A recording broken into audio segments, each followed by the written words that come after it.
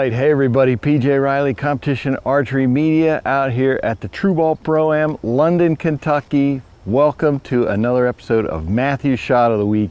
And this one, I don't know about you, but this one is a big milestone for me because I get to shoot with Tim the Hammer Gillingham. Tim, appreciate you coming out here today. Well, thanks for inviting me. So, before we get into this shot, we're shooting on the power line. How did that go for you today? Not good. I'm not out of it, but I struggled. With seeing? Well, seeing, I had a few other issues that we won't go into, but yeah, I didn't see a single 12 all day in my scope, which makes it hard. I mean, because you're silhouette shooting shots then, and there was a couple I could see arrows or shoot off of arrows. I mean, they had one up here, a mule deer. I mean, he had a big old hole in the bottom of it, and I just could vaguely, at 32 yards, could vaguely make that out, which is crazy. But I had this eye surgery when I was 50, and I see my pin better, but when the sun gets out like this, I don't see really clear out of this eye. So normally I shoot a 7 power. But after the team shoot, it kind of re-verified I need to put a 6 in so I can actually see the body lines. And so I'm able to see the body line, then you can kind of segment them off. You have to be able to see that leg line at the top and the bottom. So is that a normal thing at tournaments that, you know, one of the things that you check as you're practicing is to see, all right, what do I need to do here in terms of clarifier, lens, scope, size? This is probably the only place that I change. Okay, got it. This place is miserable. You know, it's really difficult. Like, and you got to look at animals like one of the last 12s I got was a 48-yard Vince Grimm 12, the first guy up, and I'm like, damn, nice shot. And it's 48 yards, and you're like, how did he hit that? And you get up there, and if you look at it, you go straight up behind the leg. It's center of the body is dead center in the upper 12. So that's how I shot that shot, and I actually 12'd it too. So, Gotcha. You have to get creative when you can't see. Yeah. Right. Well, speaking of can't see, Tim, we picked an interesting one. Actually, I should mention Josh Grine, ASA president, picked this one for us because it's extra tricky. Let's check this one out. All right. So, Tim, as I mentioned, Josh Grine, ASA president, insisted that we shoot this target. I shot this one the second target today. This was your second target? Yeah. I actually had the range official get a branch down. So they don't look at tall people. No, this is a short person's target. I'm not that short. Well, there was a branch right across up there. Well, before we shoot this, folks, we're going to give you a perspective of this, and we want to see if you can find the target, because I can tell you I stood here for about 5 minutes on Thursday looking for it before I found it. So comment below when you see the target. All right, so Tim, it is a coyote. Part of one. I'm going by that it's a coyote because people have told me it's a coyote. I still haven't seen anything that tells me it's a coyote, but you need binoculars? I got binoculars. Even then, all you can see is the core. That's all you need, right? That's it. You can see the scoring. I get 47.5. Rangefinder cut says 47.5. The actual distance said 47.7 on my Bushnell certified range. Ah, gotcha. So typically it's an uphill shot. That kind of gradual slope, I don't really usually cut it because my tendency is to kind of sink a little bit low. So you got to take that into consideration. Or I'll shoot the upper because my tendency is to kind of to come down. If I make a bad shot. So one of the other aspects, Tim, we wanted to introduce here is we just borrowed an umbrella because I've actually never had anybody explain to me. I mean, I know what as far as shading when the sun's beating down on you. But you're saying we're going to use the umbrella here for a different aspect. Yeah, one of the big problems with the power line here at Kentucky is, or anytime you're standing in the open looking into the dark shadows, you get a mirroring effect. So what happens is you're seeing the things in your scope that are walking around behind you. You'll sometimes see a shooter jersey. When we shot on the other side, I'd always see the car bumpers. Oh yeah. And so if you'll pop an umbrella, wear a dark shirt, it'll help you not see those reflections in your lens. In your lens, gotcha. Which is why Nathan Brooks, as we were talking earlier, shoots no lens. Yeah, when I shot with Levi Morgan back in the day, a lot of times he would he would shoot with no lens here because of that. Yeah. Just because of that. All right. Well, all right. So I think you decided we're going to flip to see who goes first. Well, here. yeah. I mean, there's an advantage to shooting first, right? Shooting first. Shooting second. Shooting second. Well, there's an advantage to me for shooting second because of your color. All right. I got the prick arrows. So that would be, I wouldn't see anything. I'd have nothing to go off. This one, I can tell you, this red knock glows bright. The biters are like poof. Well, all right, so we have a lens cap. That's all I got. Okay. Cannon side, heads, other side, tails. I'll let you call it. Heads. Oh, you tails. won. Tails. All right, so I guess I'll shoot second. Right. I don't know if I'll be able to see anything, but I'll shoot second. All right, well, it's kind of like shooting first. Oh, so you're gonna black out your bushing there, so I got nothing, I'm even just less. teaching people 3D lore. I love it. Yeah, one of the other problems with this particular shot, and in London too. All right, so obviously I saw my bow fall over there as soon as it happened, and my initial thought was, it didn't hit that hard, it'll be okay. Then when I took my shot and saw how far right it went, in my head I was thinking, I wonder if my sight was off. But it is an Excel sight. I came home, nothing was wrong with it, can't use that as an excuse. There's a few side slopes here, and you tend to want to always shoot to the downhill side of a slope. So you really got to start with your limb into the hill like this and level it this way. Right. But I also tend to always try to aim on the uphill side of the 12. Oh, okay. Because I find myself personally very susceptible to that. So, yeah. To going the other way. Mm-hmm. What'd you get? Well, it's one of them shaky ones, makes you nervous. 47.7, the cut says 47.5. I'm just going to shoot it for 47.7. Okay. In order to see that, though, I need these. Yes.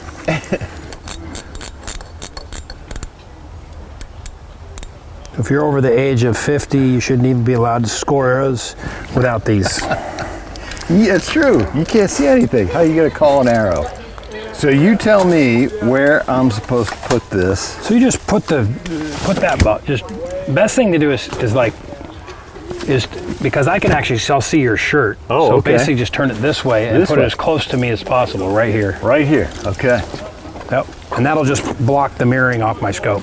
You tell me if it's All right. Now I have to decide: do I go lower or upper? I'm kind of an upper guy. But I'm upper. You're an upper guy? Yes. Because if I'm going to miss, I'm going to miss low. Yeah, well, but I think I'm going to be able to see that lower better. It's always kind of the quandary, right? Always. I'm going to go lower because I think I'm going to have a hard time seeing, and I can gauge it off that white corner. All right. So lower it is. Lower it is. All right. Hopefully this is a puncher's rule target. You're not a puncher, are you? No. Okay.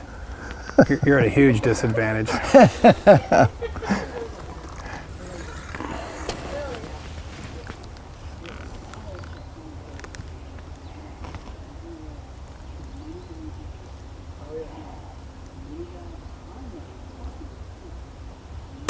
Oh, a little high maybe, but it's close. You are in trouble. Are you kidding me? That is a 12. Oh, man. You expect anything less? I did not. I hoped, but I can't say I was expecting anything less. Yeah, I looked up in there and I seen all the dust on my scope. And then as soon as you blocked it, It blocked it out. And you're trying to beat me with that? I am. Oh, he did get it. Gold tip, baby. You really want to win in 3D?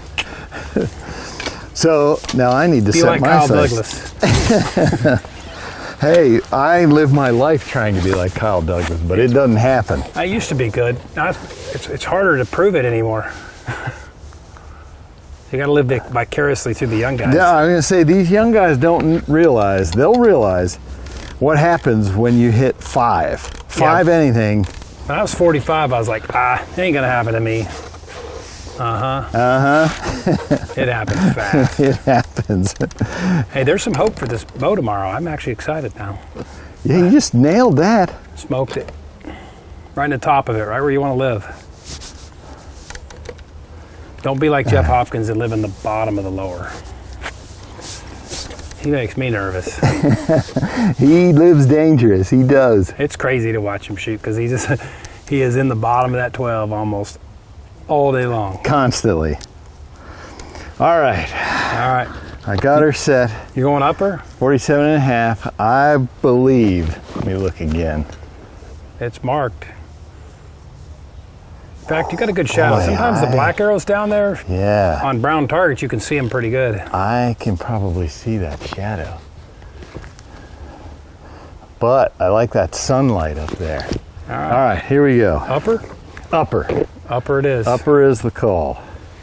You know if you don't call it, That's you're right. SOL. It doesn't count. All right. Oh, I'm gonna need a little more juice there. Ooh, the footing too. Yeah, the footing's rough here. There we go. Just don't carry them off that tree. I'll try not to. Boy, that sun's gross. You see? Yep.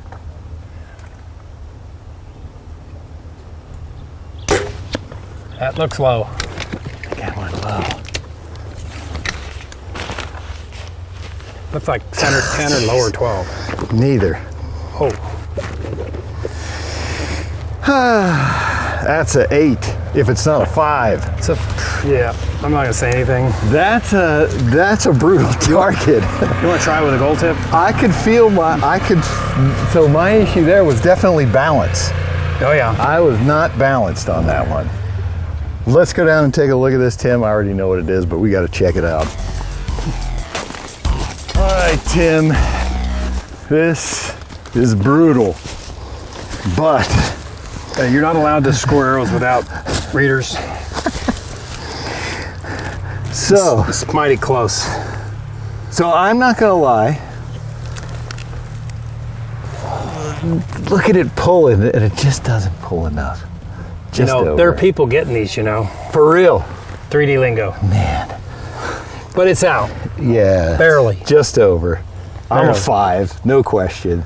But so I can say, yeah, there's the shadow. I could see your arrow, and I was getting confused by the shadows. I should have let down because I was like, wait a minute, which shadow is that I'm looking at? Yeah.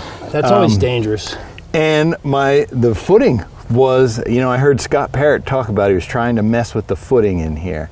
And the footing, I was off balance, and my bow was going up, down, up, down, up, down. I should have taken my time, but I didn't. I was watching your bubble. At least you shot with your bubble level. The bubble I was able to keep an eye on, I needed a vertical bubble if there is such a thing. But yeah. See, it's real easy. See, you got pulled with the downhill slope. Yeah. And that did, comes for from sure. instability, not pulling hard. I was kind of keying off at this corner right here because I knew I'd be able to see this corner. Yeah. And so if you look at this distance down there, I knew I had to be just under this distance up here. Up here, yeah. And that's how I shoot some of those shots when I can have that corner when you can know you're not going to be able to see anything. You're just trying to figure out how high above the white. And if you look at it, sometimes you can say it's equal distance from the white up and just go up above that and pow. Yeah. Well, So you got a good shot there. yeah, you have to be happy with that. 47 and a half 47 yards. and a half yard coyote uphill in this lighting. That's pretty good. I think I don't know where I shot at him. Just earlier today, I hit a 10. You hit a 10. Same on paper. This was a better shot, though. All right, Tim Gillingham, we certainly appreciate your time today. Had fun. It was good for me, even though I shot this horrible shot here. I got to hang out with the hammer and talk archery. Thanks for tuning in to another episode of Mathews Shot of the Week.